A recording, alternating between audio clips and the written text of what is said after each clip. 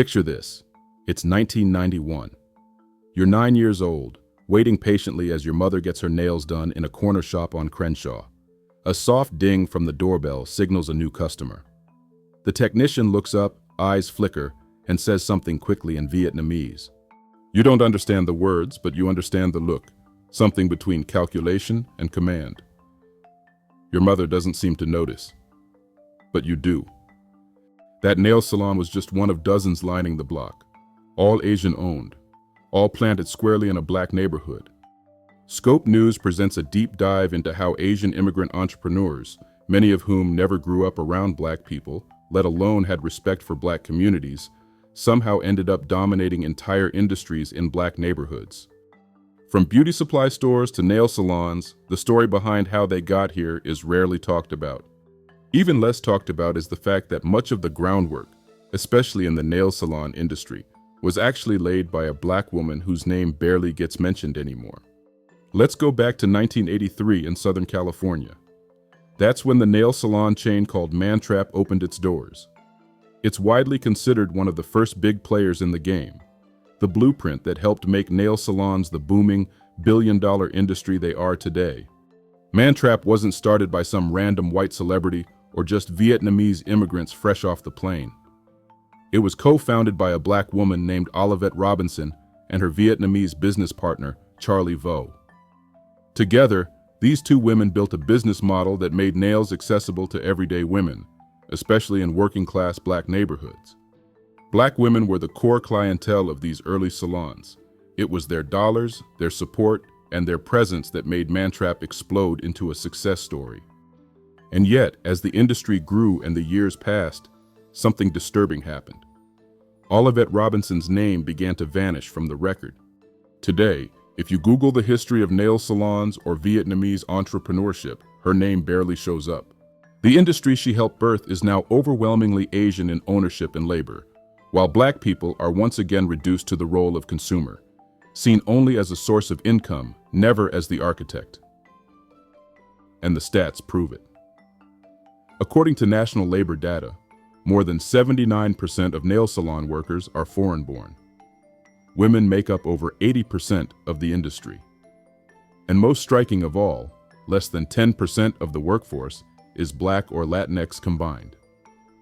In fact, Vietnamese workers alone make up more than half of all nail technicians across the country. In New York City alone, Korean immigrants control over 70% of the nail salon market. What started as a shared vision between a black woman and a Vietnamese woman has evolved into something else entirely, something that looks more like cultural colonization than collaboration. Olivett Robinson's legacy was practically erased, and black ownership in the nail industry has been pushed out of the picture altogether. It didn't have to be this way, but the way the U.S. immigration system was restructured after the civil rights movement set the stage for this disparity. In 1965, Congress passed the Immigration and Nationality Act. Before that, immigration to the U.S. heavily favored white Europeans, but the 1965 reform, heavily influenced by the moral urgency of the civil rights movement, opened the door for Asian and Latin American immigrants to come in larger numbers. This wasn't just policy. It was the ripple effect of black bloodshed, of protests, of people like Martin Luther King Jr., Malcolm X, Medgar Evers, Fannie Lou Hamer, risking everything to force America to become more just. And yet, many of the people who benefited from those reforms never looked back. Some even grew resentful toward black Americans, despite building their futures in neighborhoods we fought to stabilize. That resentment became most visible in 2023, when the U.S. Supreme Court struck down affirmative action in higher education. Who helped lead the charge? Not just conservative white lawyers, but Asian plaintiffs. These individuals claimed that black students were being unfairly prioritized over higher-scoring Asian students at places like Harvard. But when you look closer, the data doesn't support that. Asians actually made up about 23% of Harvard's student body, despite being only 7% of the U.S. population. Black students, meanwhile, made up about 14% of admissions, roughly in line with our national share. The real unearned advantages? Legacy admissions, which are disproportionately white. Yet that wasn't the group targeted. The finger was pointed at Black students, again. It was a painful reminder that the same communities who walked through the doors we kicked open are now some of the same ones slamming them shut behind them. And that brings us back to the beauty industry. For decades, Black women have carried the entire hair and beauty economy on their backs. According to Nielsen, we spend over $7.5 billion annually on beauty products, more than any other racial group. But less than 3% of beauty supply stores are Black-owned. The rest? Mostly Korean and Chinese. These aren't just corner shops. These are vertically integrated companies, like Shake & Go, Outre, Sensationel, manufacturing products in Asia, controlling distribution, and only selling wholesale to other Asians. Black entrepreneurs are often shut out, even when they have capital. If they do manage to open stores, they're often undercut by suppliers or shut out of major hair brand deals. And the story is eerily similar in the nail salon world. Many Black women report being followed, disrespected, overcharged, or treated with coldness in nail salons that are in their own neighborhoods, salons that wouldn't exist without their loyalty. All right, excuse me, Black people, Black women and men, I just want to tell y'all, y'all are brilliant, you're magical, you are worth it, and your Black dollar counts. It counts so much that it affords them to send their kids to college, to live in 4 and 5 bedroom homes, and to drive their fancy cars into the same neighborhoods that they don't funnel money back into. What y'all did when I got in here was very disrespectful, highly unprofessional, and I've been giving you my money for a while, but here's what you do know. You'll never get my Black dollar again. And everybody in here, I hope y'all understand. Please take your money somewhere where you're valued. I love each of you, and I didn't mean to disturb your peace, but I won't let it go unchecked again, because that's why y'all continue to do it.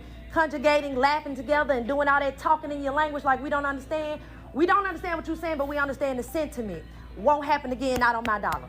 Love y'all. Have a good one. Come to my money, baby, the last one you'll ever get. Do it now, and don't talk to me. Language barriers are often weaponized, and there's an unspoken wall of distrust between customer and owner. You walk in, spend your money, and leave feeling like an outsider. What adds insult to injury is that these same industries offer very few jobs to Black women. The nail industry, for example, is 79% immigrant and over 50% Vietnamese. The myth of nimble fingers and clean, quiet Asian labor has been baked into how the public sees nail salons. The media even helped shape that stereotype, romanticizing Vietnamese women as humble and hardworking, while rarely mentioning where this whole business model started, or who helped build it. That's what makes the story of Olivett Robinson so important. She wasn't just a co-founder. She was a Black woman who helped open a multi-billion-dollar market that would eventually push people like her out of the picture entirely. And her erasure mirrors a larger pattern we've seen across many industries, where Black Americans create, innovate, and risk, only to be ignored once the money starts flowing. So where does that leave us?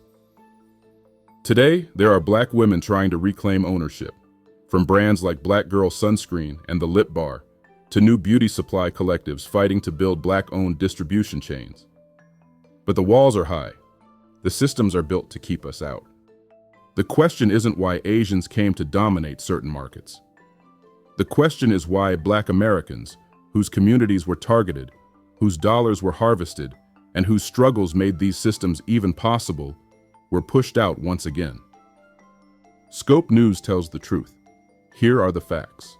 Special thanks to the USC Pacific Asia Museum, the documentary Nailed It by Adele Free Pham, U.S., Census Labor Data, the 1965 Immigration and Nationality Act Archives, NPR's History of Vietnamese Nail Salons, Harvard Affirmative Action Court filings, and the 2021 Federal Reserve Small Business Credit Survey. Additional data sourced from nail salon workforce reports confirms that less than 10% of employees are Black or Latinx, with Vietnamese workers making up the largest share of the industry. Legal disclaimer.